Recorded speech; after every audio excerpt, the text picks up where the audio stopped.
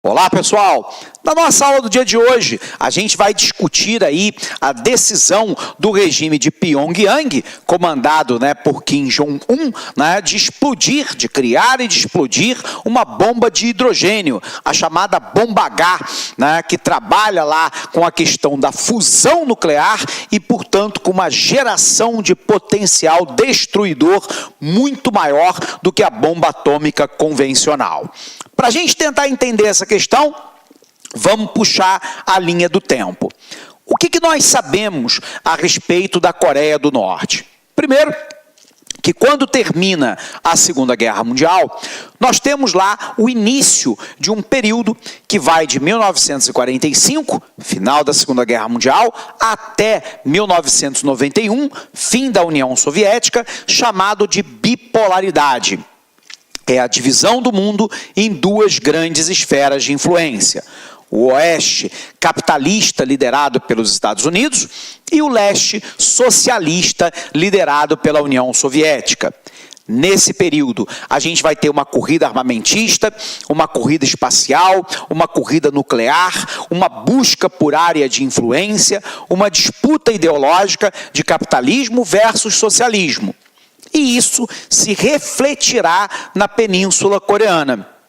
Nós vamos ter a divisão da Península Coreana em dois países. Coreia do Norte comunista, apoiada pela China e pela União Soviética. Coreia do Sul capitalista, liderada e apoiada pelos Estados Unidos. Ok? Então vamos botar isso no quadro, para a gente entender essa questão para valer. Então, primeiro, para a gente tentar entender a Coreia do Norte, a gente precisa primeiro entender o final da Segunda Guerra Mundial. Então eu tenho lá o final da Segunda Guerra Mundial acontecendo em 1945. E aí, a partir dessa vitória, a gente vai ter lá um período do mundo que nós chamamos de bipolaridade. Vamos colocar aqui. Bipolaridade. Também conhecido como período da velha ordem mundial.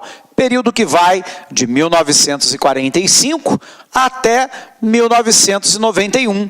Portanto, do final da Segunda Guerra Mundial até o fim da União Soviética. O mundo passa a ser dividido, então, entre a porção oeste do planeta, uma porção capitalista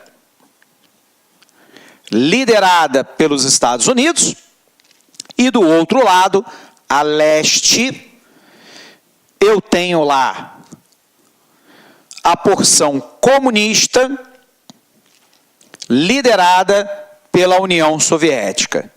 É o famoso conflito leste versus oeste. Repetindo para você, é um conflito que vai gerar uma corrida armamentista, uma corrida espacial, uma corrida nuclear, uma busca por área de influência e uma disputa ideológica entre capitalismo e socialismo. Isso vai, então, repercutir na Península Coreana, com a divisão da Península Coreana em dois países. Bom, então eu preciso colocar esses dois países aqui. Então, apagando aqui o nosso quadro. O que a gente vai ter, pessoal? A gente vai ter, de um lado, na Península Coreana, ao norte aqui, lembrando, a gente tem a China, cujo nome correto é República Popular da China. E por que nós estamos falando nisso, professor? Porque essa China aqui, que é a República Popular da China, também é chamada de China continental. Isso é para diferenciá-la da chamada China insular, que é a ilha de Taiwan, cujo nome correto é República da China Nacionalista. A República Popular da China, a China continental, considera Taiwan uma província rebelde. E Taiwan se considera um país independente. Então, aqui é importante, né, a gente entender isso. Por um outro lado, logo aqui abaixo da China, nós temos a Península Coreana. E essa Península Coreana foi dividida, né? Eu tenho lá, de um lado, a Coreia do Norte, que é comunista, apoiada pela China inicialmente e pela União Soviética. E do outro lado, eu tenho a Coreia do Sul, com o regime capitalista, apoiada desde sempre pelos Estados Unidos. Bom, a divisão da Península Coreana vai ter um grande momento que vai ser em 1950, quando a Coreia do Norte, apoiada pelas tropas chinesas, vão invadir a Coreia do Sul. Os Estados Unidos, então, mandam tropas para poder ajudar os sul-coreanos. A guerra dura de 1950 a 1953. Em 1953, foi assinado um armistício, que, na verdade, significa um cessar-fogo. Portanto, oficialmente, as duas Coreias estão em guerra até hoje. Entre elas, foi criada aqui uma zona desmilitarizada,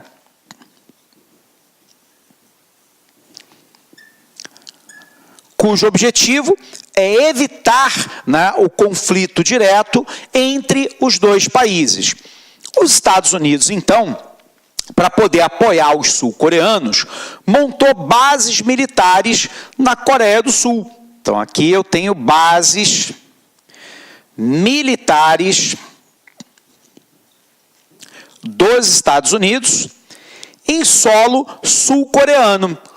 Pois bem, a gente sabe que a Coreia do Sul apoiou-se nas bases militares americanas e, com poucos gastos militares, com a abertura comercial dos Estados Unidos para os produtos sul-coreanos, passou a atrair capitais para a Coreia do Sul com uma mão de obra mais qualificada, abundante, relativamente barata num primeiro momento, construiu uma infraestrutura tecnológica, científica, mas também de portos, aeroportos, estradas, armazéns, ferrovias, centrais elétricas, de telecomunicação, ciência e inovação, o que fez da Coreia do Sul hoje o que nós chamamos de um tigre asiático. Qual é o conceito de tigre asiático? É aquele país que tem um rápido crescimento socioeconômico. É o caso da Coreia do Sul, que hoje tem um PIB per capita 3 vezes maior que o Brasil. Um nível de escolaridade considerado muito bom. Algumas empresas globais, como a Samsung, como a Kia Motors, mas também como a LG, e que, portanto, se transforma aí num grande player do mercado internacional. Alcançou um nível maior de desenvolvimento. A Coreia do Norte não fez nada disso. A Coreia do Norte vive lá uma ditadura hereditária. Essa ditadura hereditária, ela começa com Kim Il-sung, que é o avô do atual ditador. Depois do Kim Il-sung, passa para o seu filho, que é o Kim Jong-il, e com a morte de Kim Jong-il, assume o atual governo, o Kim Jong-un. A Coreia do Norte é produtora de pouquíssimos produtos de exportação no mercado global, é um país extremamente fechado, sob o ponto de vista político e econômico, vive uma ditadura hereditária, é um país altamente empobrecido, não industrializado de uma maneira geral. A população vive muito próxima da pobreza extrema e algumas vezes até da própria miséria. É um país, né, que não se vê como alternativas de desenvolvimento no médio e no longo prazo. talvez em virtude até dessa própria opção ditatorial, a gente observa que desde o pai do atual ditador Kim Jong-un, que era o Kim Jong-il, a Coreia do Norte inicia lá então, né, um plano de armamento nuclear.